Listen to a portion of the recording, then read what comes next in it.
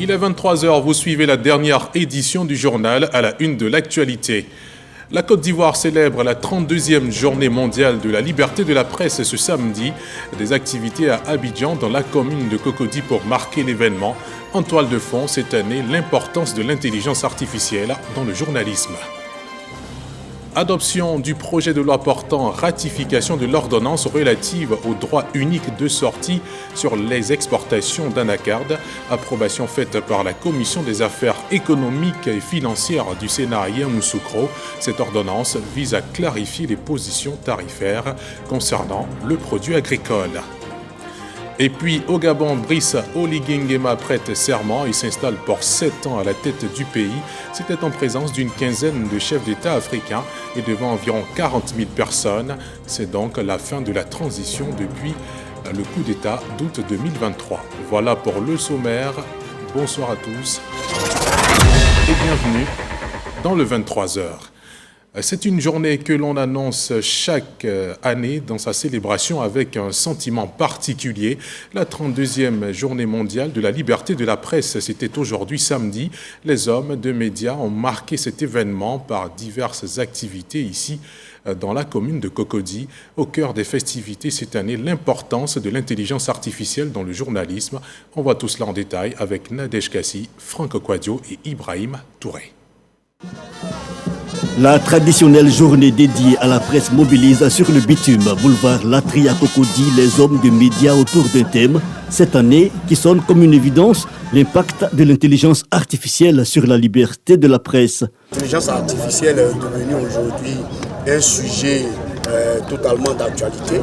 Notre leitmotiv à nous au niveau de BNJCI, c'est de faire en sorte que l'homme, la dimension homme, la dimension humaine ne puisse pas disparaître de la pratique de notre métier. L'IA, la donne s'impose et aujourd'hui l'heure est à l'adaptation. Les journalistes doivent s'approprier l'outil. Mais ce qu'il faut, c'est de renforcer nos capacités afin que nous puissions marcher avec l'intelligence artificielle qui aujourd'hui, qu'on le veuille ou pas, s'impose à nous. Une certitude, l'intelligence artificielle prend forme, accentuant encore la situation précaire de l'exercice du métier, comme relevé lors de la cérémonie officielle. Il y a cependant des avancées, surtout celles liées à la professionnalisation. Selon le classement 2025 de Reporters sans frontières, la Côte d'Ivoire occupe la 64e place sur 180. On note aussi qu'aucun journaliste ou collaborateur de presse n'a été molesté, emprisonné ou tué dans notre pays. Ce progrès est le fruit à la fois d'un meilleur respect des droits humains et d'une responsabilité accrue des journalistes dans l'exercice de leur fonction. Des défis subsistent, notamment d'ordre économique. Toutefois, la vision d'une presse économiquement viable commence à porter ses fruits. Une presse appelée donc à être professionnelle pour davantage de crédibilité. Cette journée a aussi été le lieu de prendre de nouveaux engagements. On prend la direction de la capitale politique ivoirienne. Là-bas, la Commission des affaires économiques et financières du Sénat vient d'adopter un projet de loi. Il s'agit de celui portant ratification de l'ordonnance relative au droit unique de sortie sur les exportations d'anacarde. Cette ordonnance vise à clarifier les positions tarifaires concernant l'anacarde, une spéculation d'exportation importante pour l'économie de la Côte d'Ivoire. Compte rendu signé Soro Corona. La Commission des affaires économiques et financières du Sénat, présidée par Cissé Mamadou, examine le projet de loi portant ratification de l'ordonnance numéro 2024-993 du 20 novembre 2024 relative au droit unique de sortie DUS sur les exportations d'anacarde. Face aux sénateurs, le ministre des Finances et du Budget explique les enjeux de cette ordonnance qui vise à clarifier les positions tarifaires concernant l'anacarde. Pour le ministre Adama Coulibaly, ce projet de loi permettra de mettre fin à la confusion qui règne autour de l'exploitation de cette spéculation importante pour l'économie ivoirienne. L'anacarde comporte deux produits. La noix brute qui est exportée, mais également les amandes. Et jusqu'ici, il y avait une certaine confusion, parce que quand on dit anacarde et qu'on applique le droit unique de sortie, Certains douaniers appliquaient cela à la fois sur la noix brute et sur l'amande. Or, l'amande est totalement exonérée.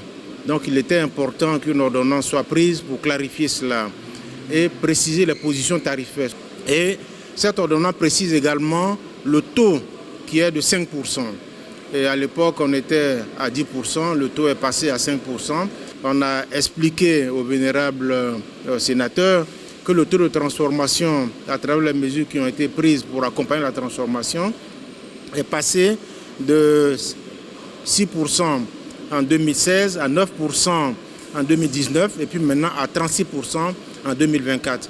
À travers ce projet, le gouvernement encourage la transformation locale des produits primaires, car celle-ci génère une réelle valeur ajoutée. C'est à l'unanimité que les sénateurs, membres de la Commission des affaires économiques et financières, ont adopté le projet de loi portant ratification de l'ordonnance relative au droit unique de sortie sur les exportations d'Anacad. La Côte d'Ivoire renforce sa capacité de production d'électricité. Le chantier du barrage de Gribo-Popoli pour y parvenir avance bien. Le ministre des Mines, du Pétrole et de l'Énergie est allé le constater de ses propres yeux. Qu'en pense Mamadou Sangafoua Koulibaly? Réponse avec Sam Conan. Dans le cadre du vaste programme énergétique ivoirien, les travaux de construction du barrage de Gribo-Popoli, lancés en 2017 par le chef de l'État Alassane Ouattara, sont achevés dans le délai. Une mission conduite par le ministre des Mines, du Pétrole et de l'Énergie, Mamadou Sangafoua Koulibaly, est à Soubré pour évaluer les travaux de l'aménagement hydroélectrique. Au nom du chef du gouvernement, le Premier ministre Robert Begré-Mambé, qui nous a instruit de venir nous assurer, après que nous l'ayons informé de la mise en eau du barrage de Gribo-Popoli. Il nous a donc instruit de venir nous assurer que tout se passe bien et de lui rendre compte à notre retour. Au cas son tour, il informe le président de la République qui dira quand est-ce que nous pourrons officiellement mettre en service ce barrage. Après la rencontre avec tous les partenaires à la salle de conférence, Mamadou Sangafoua Koulibaly et sa délégation se sont rendus sur les installations pour constater l'opérationnalité du barrage.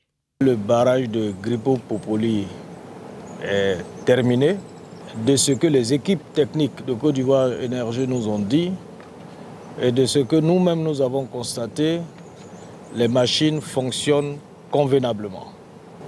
Et je dois dire au terme de cette visite que je retourne satisfait. Satisfait parce que l'ouvrage a été rendu dans les délais.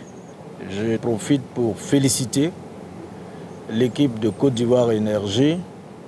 Ensuite, je voudrais féliciter Sino Hydro.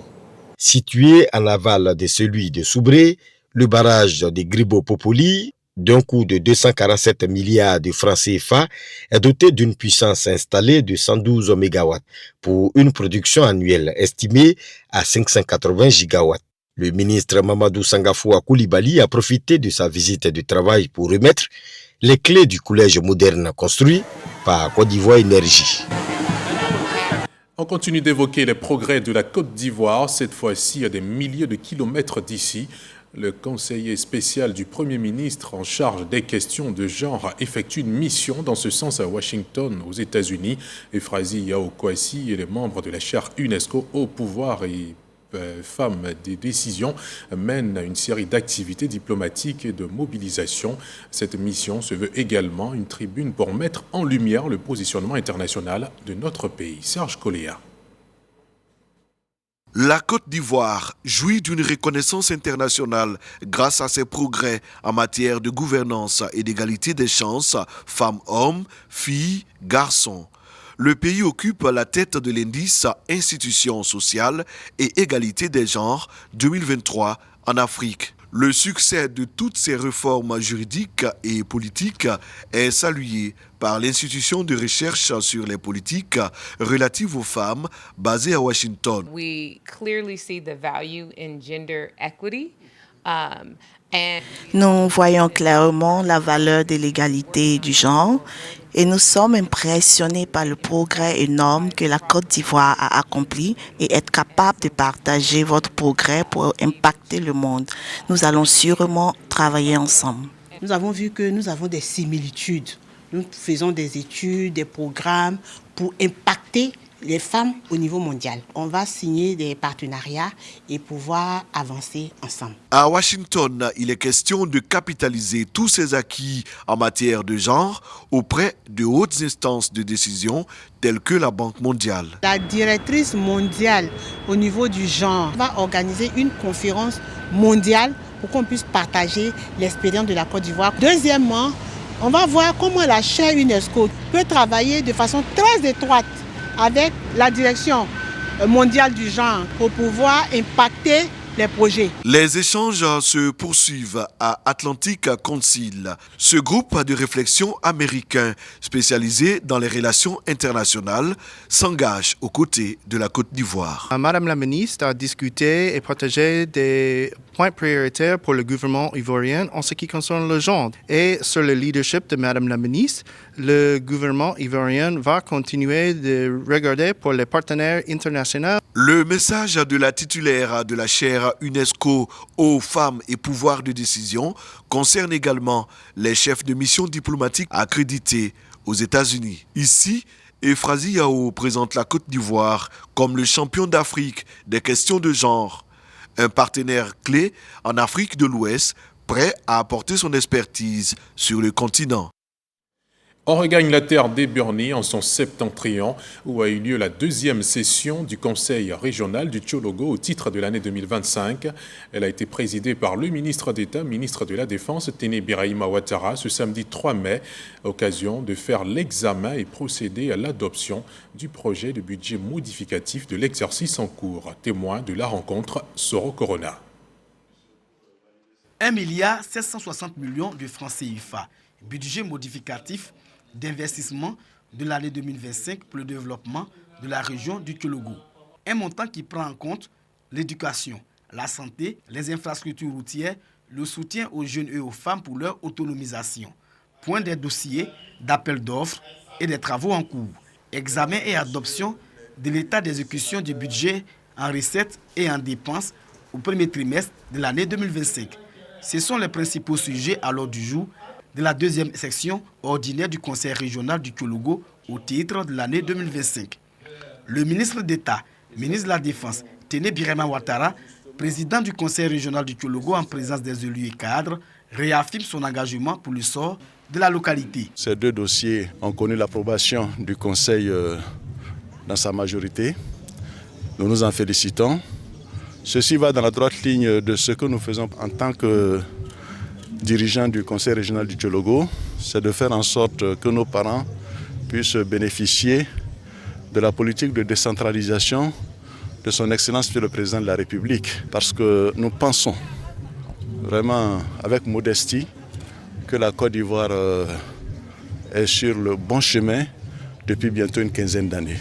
L'insertion socio-professionnelle des jeunes de la région à travers le projet Emploi Jeunes et Développement des compétences PDGEC 3 a aussi meublé les travaux de la deuxième session du Conseil régional. Dans la région du Tchologo, les assises du Conseil régional sont tournantes par la volonté de son président. Après Ouangolodougou, la troisième session se déroulera dans le département de Ferké. Non loin de là, dans la Bagoué, la mairie de Boundiali rend hommage aux femmes du département. Cet événement a également permis de soutenir leur engagement en leur offrant du matériel et des équipements essentiels pour leur autonomisation. C'est ce que nous dit Ami Sissoko. Elles sont venues de tous les quartiers et de tous les villages de Boundiali ainsi que de la sous-préfecture de Ganaoni pour prendre part à cette cérémonie d'hommage que leur rend la mairie de Boundiali. Elles, ce sont les femmes membres des différentes associations engagées activement dans le développement économique et social du département.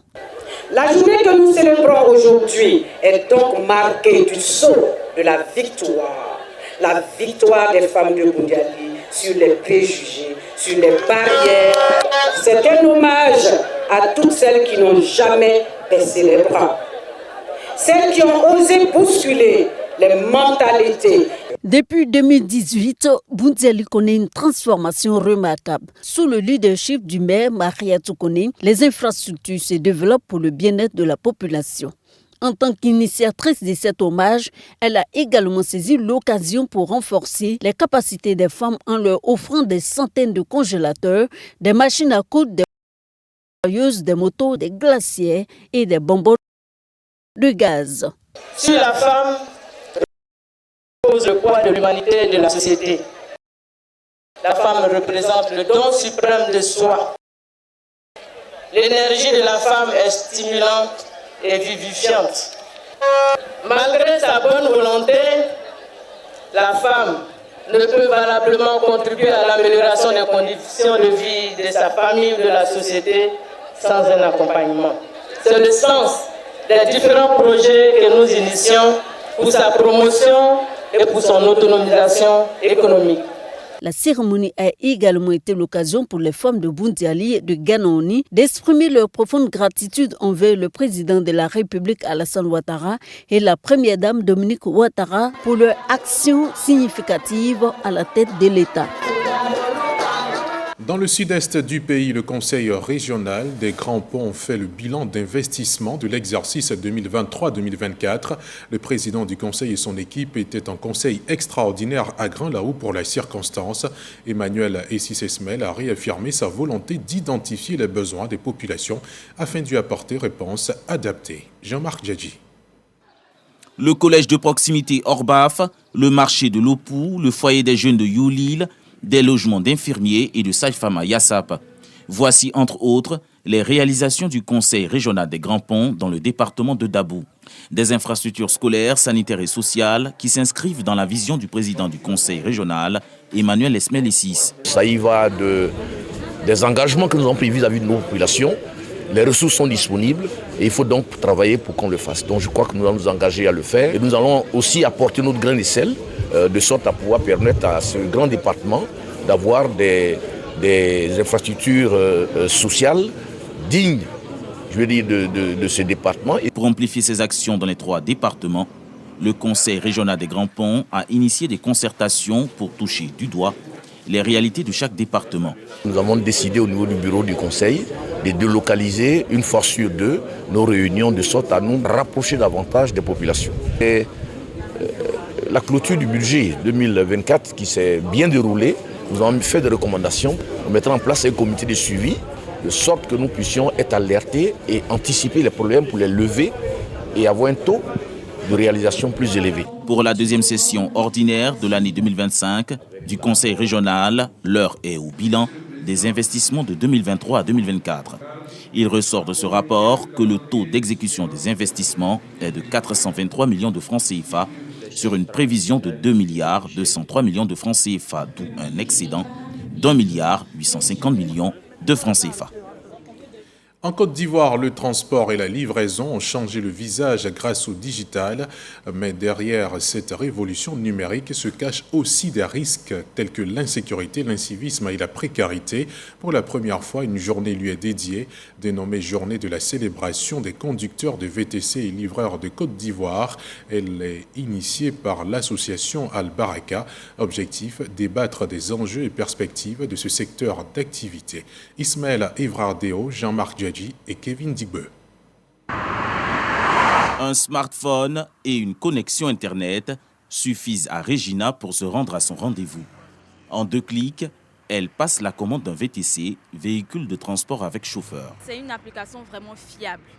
Vous n'êtes pas obligé de vous déplacer, vous restez sur place et la voiture vient vous chercher à votre domicile, même si vous êtes dehors. Aujourd'hui, avec Internet, le transport se réinvente, y compris la livraison. Guy Fer exerce le métier de livreur depuis plus de 6 ans. Conscient des risques, il parcourt la ville, casque de protection sur la tête. Les livreurs aujourd'hui sont confrontés à beaucoup de décès. Les véhicules là les chauffeurs ne sont pas prudents, ils ne respectent pas la vie de ceux qui sont à moto, c'est compliqué en fait. Donc il faut être beaucoup prudent sur la route, il faut porter son casque, il faut être bien habillé. Au cas où il y a une chute, au moins ça peut alléger, il faut avoir les chaussures de sécurité, tout ça. Si Guy Fer fait preuve de vigilance, le secteur du transport à l'ère du digital n'est cependant pas épargnée par les accidents de la route et les actes d'incivisme. Selon les experts, la Côte d'Ivoire perd 7% de son produit intérieur brut chaque année du fait des accidents de la circulation. Face à cela, la société Al-Barak initie la journée de célébration des conducteurs de VTC et livreurs de Côte d'Ivoire. Une première édition qui ouvre le débat sur les défis de ce secteur en pleine mutation. En mars 2025, selon le Conseil national de la sécurité, c'est 1466 accidents qu'on a eus en Côte d'Ivoire. Ça représente à peu près 47 accidents par jour et nous estimons que c'est alarmant. Nous espérons au travers de cette activité-là sortir avec des recommandations concrètes pour un meilleur épanouissement du conducteur VTC et un secteur d'activité périn dont les investissements vont continuer à se poursuivre. Hormis les réflexions sur les défis, le financement, la gestion d'épargne ainsi que l'assurance maladie sont à l'ordre du jour. La journée de célébration des conducteurs de VTC et livreurs de Côte d'Ivoire est une occasion de pérenniser le secteur grâce aux recommandations issues de ces échanges. L'Observatoire de recherche universitaire sur la psychologie des migrations et l'ONG Balafon ont lancé récemment leur activité. Au cours de cette rencontre, il s'est agi de mettre en place des mécanismes pour le suivi des migrants, mais surtout les migrants ivoiriens qui partent vers l'Italie. C'était à l'université Alassane Ouattara de Cocody. Ahmed Traoré, Issa Dambélé.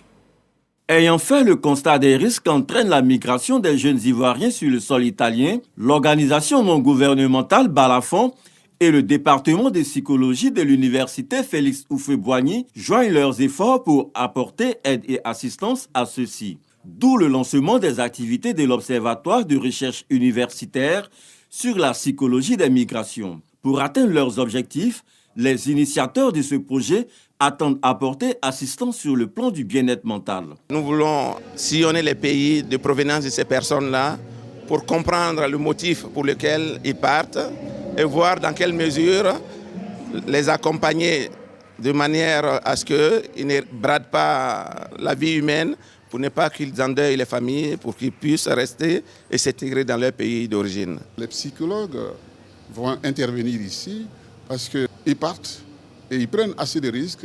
La traversée du désert, de la Méditerranée, ils arrivent à destination. Donc ils sont l'objet de pas mal de traumatismes. Ils ont besoin d'être accompagnés, ils ont besoin d'être assistés. L'organisation non gouvernementale Balafon est née en 2006 en Italie. Elle accueille 600 migrants adultes à ce jour. L'activité a bel et bien eu lieu à l'université Félix Houphouët-Boigny de Cocody. Et puis à présent, je vous invite à suivre ce communiqué de l'état-major des armées que vous lit Franck Quadio. Un exercice militaire aéroterrestre mené conjointement par les forces armées de Côte d'Ivoire et les armées françaises se déroulera du lundi 5 mai au samedi 17 mai 2025 dans les régions du Sud Komoué, de Gbeke et dans le district autonome de Yamoussoukro. Cet entraînement qui vise à éprouver l'interopérabilité des moyens globaux de protection de l'espace aérien dans une perspective interarliée enregistrera des survols tactiques pouvant occasionner des nuisances sonores. L'état-major général des armées présente ses excuses aux populations pour les éventuels désagréments, tout en s'engageant à en réduire l'impact. Signé le général du corps d'armée, Lassina Doumbia, chef d'état-major général des armées. Et cet atelier de formation à l'attention des responsables du service consulaire des missions diplomatiques et post-consulaires ivoiriens de la zone Europe, il est initié par le ministère des Affaires étrangères, de l'intégration africaine et des Ivoiriens de l'extérieur. Cette formation qui s'est tenue à Paris vise à améliorer le fonctionnement des services consulaires. Khalil Diomandé. La direction générale des affaires juridiques consulaires dans les locaux du consulat général de Côte d'Ivoire à Paris, le temps d'un séminaire de formation. Les agents diplomatiques et consulaires sont instruits sur les meilleures pratiques en matière d'état civil consulaire et sur la bonne gestion des registres d'état civil. Nous avons décidé de venir rencontrer tous les chargés des affaires consulaires de la zone Europe, aussi fait en sorte qu'il y ait une certaine harmonisation dans la gestion même des registres d'état civil dans nos missions diplomatiques et consulaires. Pour les auditeurs, ce programme de renforcement de capacité est à réitérer. C'est une initiative à renouveler afin de renforcer les capacités des agents diplomatiques. Je me réjouis du choix du Consulat général de Côte d'Ivoire à Paris pour héberger la réunion sur l'état civil consulaire qui a permis à l'ensemble des missions ici en Europe de se retrouver au sein du Consulat général de Côte d'Ivoire à Paris et de travailler ensemble à l'harmonisation des actes d'état civil et de regarder aussi les actes de loi sur lesquels il faut se fonder pour faire des actes consulaires. Avec cette formation, la Direction générale des affaires juridiques et consulaires espère mettre fin aux nombreux cas d'irrégularité dans la gestion de l'état civil au niveau des missions diplomatiques. À Abidjan, le dimanche dernier, Koumassi a abrité la rentrée politique et l'installation du coordonnateur régional de l'UJRHDP, une cérémonie d'installation qui s'est tenue en présence du secrétaire exécutif du RHDP, Cissé Bakango, et de plusieurs autres cadres du parti, Carmel Dia et Djamasso. Le compte à rebours est ainsi lancé pour la présidentielle en Côte d'Ivoire et les jeunes veulent prendre toute leur part à ce processus. Au RHDP, Kone Yaya se voit ainsi investi à la tête des jeunes de son parti dans la commune de Koumassi. Vos soldats sont prêts à attaquer le terrain politique. Nous allons aller sur le terrain où prenez les messages de paix, de stabilité, de développement avec le président Alassane Ouattara. La seule mission que nous leur donnons, de faire en sorte que ces jeunes soient mobilisés au premier plan pour garantir la victoire au RHDP et au président de la République au soir du 25 octobre 2025. Nous avons demandé que chaque jeune du RHDP se constitue comme directeur de campagne du président Alassane Ouattara. À son tour, Cissé Ibrahima Bakongo a lancé un message fort à l'endroit de la jeunesse RHDP et de la jeunesse ivoirienne en général. Nous n'avons pas besoin de faire des dessins pour décrire ou bien pour comprendre ce que le président Alassane Ouattara a apporté à la Côte d'Ivoire. Nous voulons la paix pour notre pays. On va dire au président Alassane Ouattara, monsieur le président, il faut dormir ou bien va à tes occupations. Nous, on va t'envoyer la victoire. Un peu plus loin, le secrétaire général du RHDP a tenu à faire des précisions quant aux récentes polémiques que subit son parti depuis la sortie des partis de l'opposition. L'article 48, il dit que si tu es ivoirien, tu t'en vas prendre la nationalité dans notre pays, la Côte d'Ivoire t'arrache sa nationalité. C'est Oufoué qui a dit. C'est pas Alassane, c'est Oufoué, notre père à nous tous. Les jeunes du RHDP de Koumassi ont pris l'engagement devant les cadres de leur parti de continuer à œuvrer pour la victoire du RHDP au soir du 25 octobre 2025. Au chapitre culture, Fadaldé signe son retour sur le marché du disque. Ta lumière, c'est le nouvel album de l'artiste ivoirien, une œuvre de 26 titres qui prône la paix, la cohésion et l'unité. Elle nous est présentée par Abou Sanogo. Kone Ibrahima Kalilou à l'état civil. Fadaldé pour les besoins de la scène, de retour sur le marché discographique avec un album, le 7e de sa carrière, baptisé Ta lumière.